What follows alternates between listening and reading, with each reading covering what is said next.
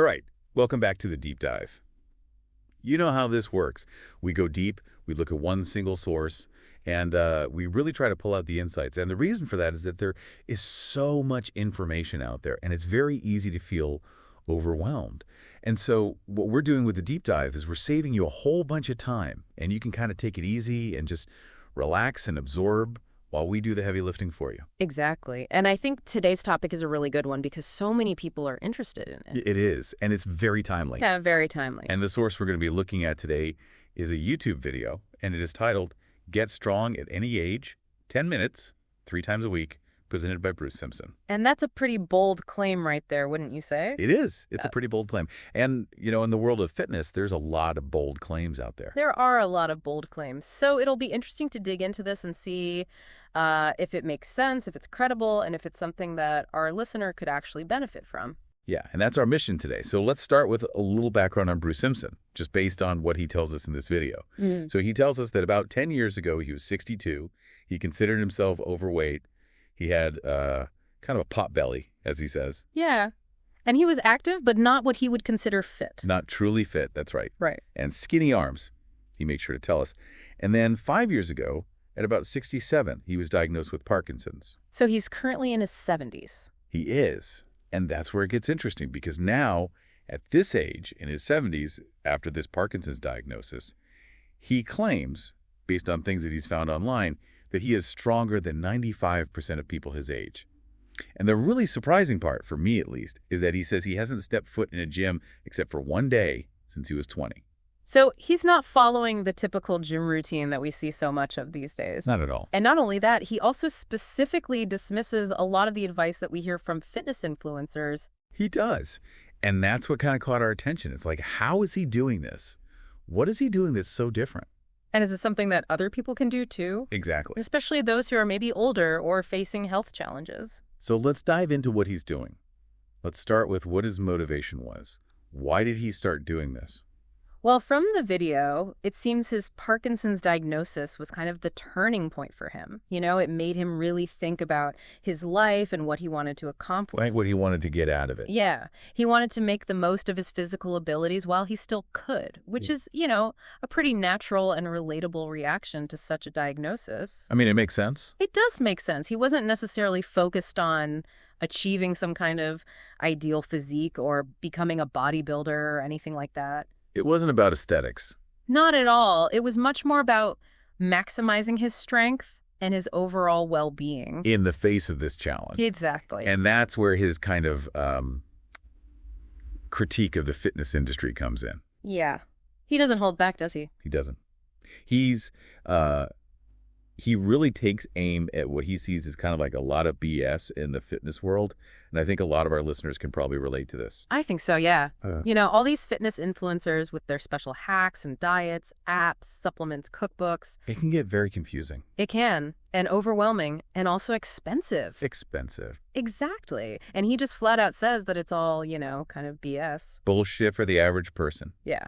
For the average person who just wants to, you know, get in decent shape and feel good. Yeah. He doesn't mince words. He really doesn't. And he goes on to say that he thinks a lot of these influencers, they actually overcomplicate exercise on purpose, you know, to create more content, keep people coming back for more. And ultimately, it's about getting those views, getting those clicks, making more money. Right. And he says it kind of comes down to recycling information, even stirring up drama, you know, to keep people engaged. Right. And it's interesting because you see that in so many different areas these days. It's not just the fitness world. That's true. That's very true. But I think what's refreshing about Simpson's approach is that he's promising to cut through all that noise. To get down to what really matters. Exactly. And that's what we're trying to do here today, too. You know, what are the essentials? So what does he say are the essentials? What is his approach? Well, it all comes down to simplicity, accessibility, and efficiency. Okay. Break that down for us.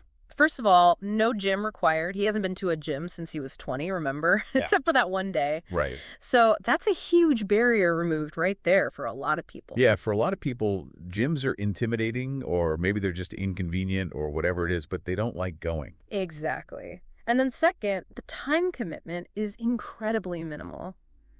Just 10 minutes, 3 times a week. That's all he's talking about. 10 minutes, 3 times a week. That doesn't seem like a lot. It doesn't. And that's part of his appeal. It's like, okay, this is something I can actually fit into my life.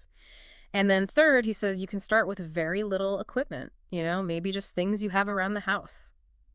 Like what? What kind of things is he talking about? Well, he doesn't go into a whole lot of detail in this particular video, but he mentions that later on, if you're enjoying it and you want to progress, you might want to get a pull-up bar, maybe a dip bar, something like that.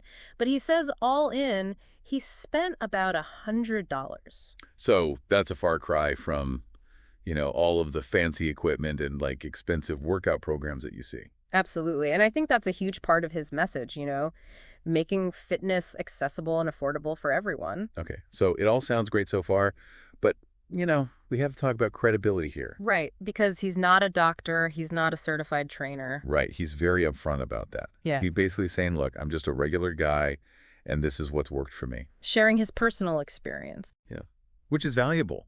But it's important to keep in mind that it is just one person's experience. Exactly. And everyone's body is different. So what works for one person might not work for another. And this actually leads into a really important point that he makes in the video about medical consultation. Right. He really emphasizes the importance of talking to your doctor, especially if you're older or if you have any pre-existing health conditions. And he specifically mentions high blood pressure. Yeah. He's really, putting the responsibility on the viewer to make sure that they're exercising safely, which is a very responsible thing for him to do. And it shows that he's not just, trying to promote his own thing without any regard for people's safety. Absolutely. And now, speaking of pre-existing conditions, his experience with Parkinson's brings up a really interesting aspect of this whole topic. It does. It's like the connection between exercise and how it can help manage the symptoms of Parkinson's. Right. And he actually says in the video that he didn't initially need regular medication for his Parkinson's because exercise was so effective in managing his symptoms. I mean, that's pretty remarkable. It is remarkable, and he goes on to explain a little bit about how exercise can actually help the body produce endorphins. Okay. Which in turn can stimulate the release of dopamine. And remind us, why is dopamine important in this context? Well, dopamine is this chemical messenger in the brain. It's involved in movement. It's actually really crucial for smooth, coordinated movement. Yeah. And one of the key problems in Parkinson's is that there's a shortage of dopamine. So the exercise is helping with that. Exactly. So the idea is that exercise can help to kind of naturally boost those dopamine levels, which could be incredibly beneficial for people with Parkinson's. So that's a very interesting connection. It is. And it's important to note, that he's giving us a very simplified explanation of a complex process. Right. It's not quite that simple. Not quite that simple. But it's a good starting point for understanding how exercise can have these really powerful effects beyond just, building muscle or improving cardiovascular health. It's actually affecting the brain. Exactly. And again, it's important to remember that everyone's experience with Parkinson's is different.